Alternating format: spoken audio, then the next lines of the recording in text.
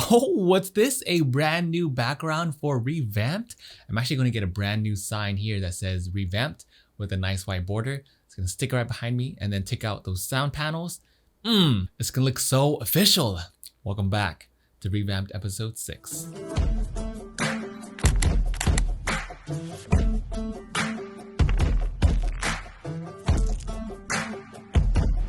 Hi, welcome to Revamped. Thank you for joining me in today on today's podcast episode, which we are going to discuss a potentially, arguably, a heated topic today. This might be the first, quote, heated topic of the channel in general, but it's important and that's how I wanted to address it. But this topic is something that has built up over the years for me, not really in the board game niche, but kind of more so outside of it. And the reason why it's so important is because it affects both sides. It affects both the creator, the photographer, the videographer, and also on the side that is commissioning said creative. Because in the end, it's going to affect the end product that both are involved in making. So overall, there needs to be really good chemistry on both sides in order to really find a nice, good balance. And for both to agree on what is going to end up being a very good product in the very end. So let me start off this episode by taking on the side of the creative, which is the side that I know best. As creatives, we are heavily affected by emotions. We are extremely emotional creatures, and that's why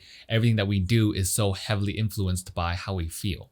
Our imaginations, even as adults, just run freaking wild. And that can be a very good thing, but it can also be a very detrimental thing, especially when you are trying to create a product for someone. I can't begin to tell you the amount of ideas I get all the time. And these are ones that I wish I could just capitalize on and have time to just make and crank out. But in the end, in my current situation, it's just not possible. And at the same time, having this really wild, really good imagination full of creativity can also become a very clear-cut double-edged sword.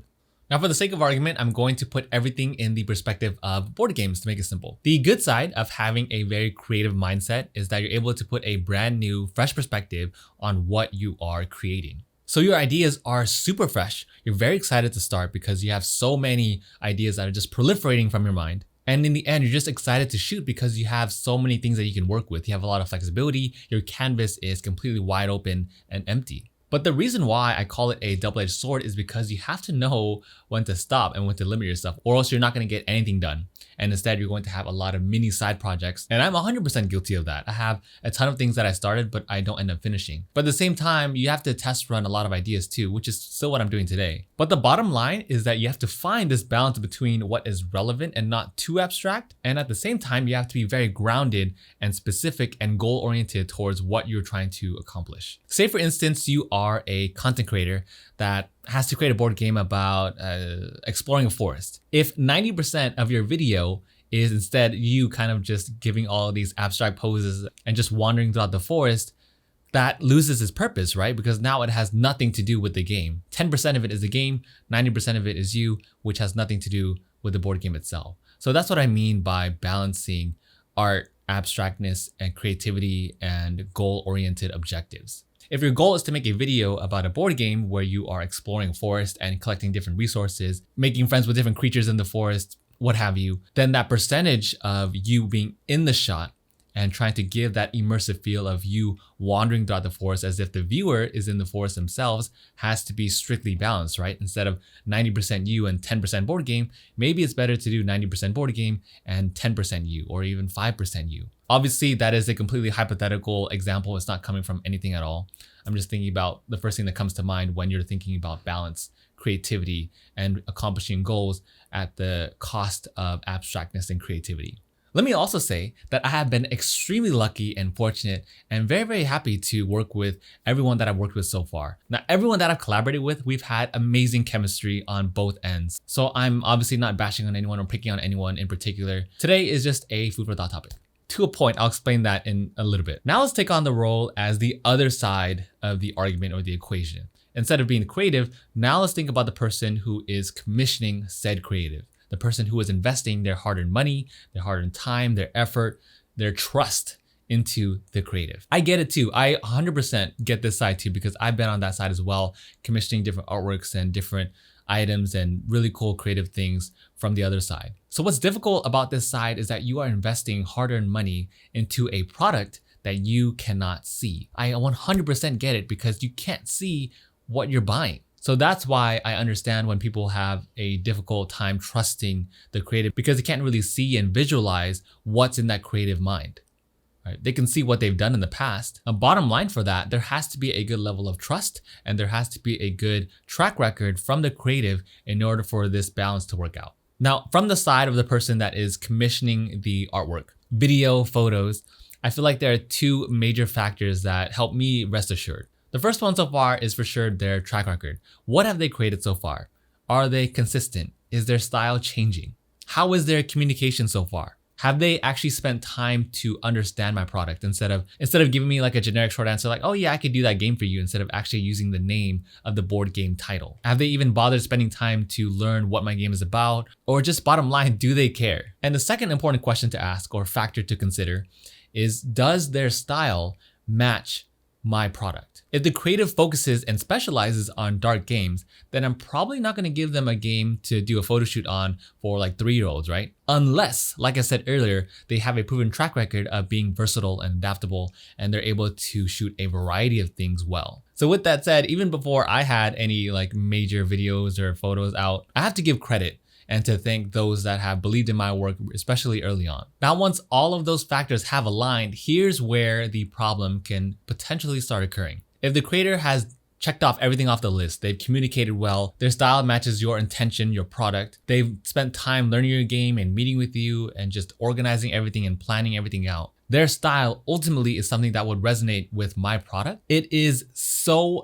important that you start trusting them. Because if you don't, now you start creating a problem. So outside of the board game industry, here's where my first concerns started. So early in my photography career, I had people tell me how to do my job. From a constructive criticism standpoint, I 100% get it. If I were to self-critique, I take feedback really well. I'm always open for it. I still take it now and I will continue to take constructive feedback. My lighting sucks, my audio is not well. I'm very thankful for other creatives and for people that are watching my content to constantly critique me. And I love that because that's what my whole entire channel is about, right? It's what started this whole channel to begin with, right? It's all about growth. It's all about learning. It's all about getting better. It's all about photography, board games, and just enhancing, advancing in those fields. If I'm not an advocate for constantly learning, then why start this channel to begin with? The slight concern I had though was when non-photographers would tell photographers how to be creative. For example, just take 1,000 photos, one of them is bound to be good. No, that's not gonna work out because out of the 1,000 photos, all 1,000 of them turned out to be blurry because we rushed the entire photo shoot. I wish I just took time to take some quality photos that you can hang on your wall, but now all of them ended up being blurry because you're rushing me. But at the same time, critiquing myself, yeah, I 100% should have been faster. But that doesn't mean you sacrifice quality for quantity. Or another one people like to do, oh, I don't think it's gonna look good over there. I think it looks better over here. It's not gonna look good over there. Lighting's too bad. In my head, I'm like, what the flip?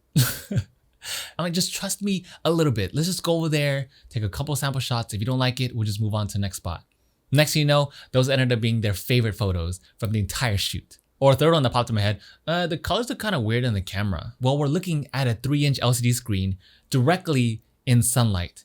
And these are raw photos, unedited. Of course they're gonna look like that. And looking back, it is funny and stuff to see all the things that people have said to you. At the same time though, what I've started to notice is that those aren't one-time instances. Those would be like the fire starter, right? That would be like the first igniter click, because then it just trickles down from there. And the reason that's bad is because you're not trusting your photographer, your videographer. You're going to them for a reason, right? And then if you're trying to limit their creativity, it's going to affect the end product. Because now that trust that is established, now it's starting to teeter and totter. Is that a word? Teeter-totter? Now it's starting to create an imbalance. If we've already agreed on all of these conditions and boundaries that are set beforehand, and you start alternating it throughout the shoot, it doesn't make you as happy and as excited to do the shoot because now you feel restricted and everything feels forced and obligated. That work is so heavily influenced by how we feel. If you force a creative to be creative, you will get a forced result. And then it's just gonna spiral downhill. Especially now for me, I work best when you give me full creative control. I love that. And again, I am extremely fortunate and extremely lucky to work with people that have given me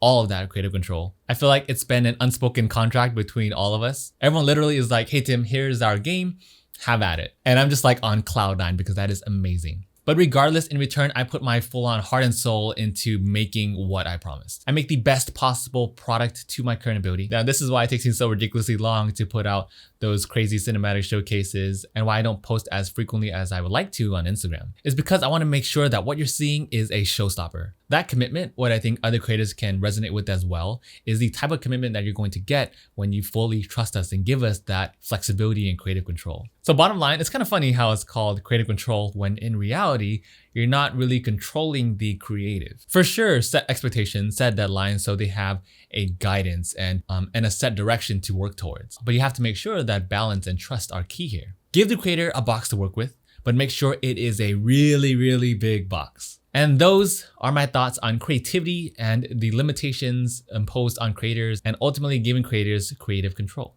How many times did I say creative in this podcast? Now, I would love to hear your personal stories if you have any about creative control and if you've experienced any type of limitation when you're working. If you're a creative, have you experienced any specific problems like this? And how do you address it? Do you roll with the punches or do you set expectations from the beginning? And with that said, thank you all for joining me on Revamped episode 6, and I will see you all in Revamped episode 7, which also comes out today as well.